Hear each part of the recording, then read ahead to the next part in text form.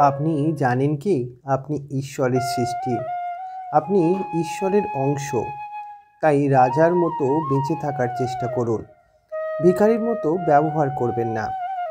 কোনো কিছুর জন্য প্রার্থনা করার আগে দেখুন ভগবান আপনাকে কত কিছু দিয়েছেন। আপনি ভাবছেন কি আর দিয়েছেন?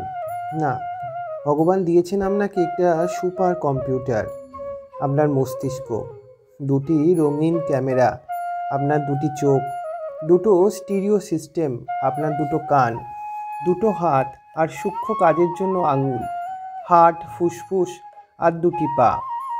আর বাইরেও দিয়েছেন আরও অসংখ্য জিনিস: জল, হাওয়া, আগুন, গাছ, বিভিন্ন খনিজ পদার্থ, সুন্দর নীল আকাশ, অপরূপ মেঘের মেলা, পাখি, গরু, কুকুর, আরও কত কী।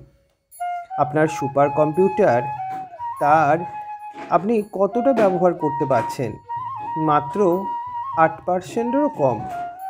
একটু ভাবুন, যদি এর 2% বেশি ব্যবহার করতে পারতেন তাহলে আপনি অকল্পনীয় কাজ করতে পারতেন।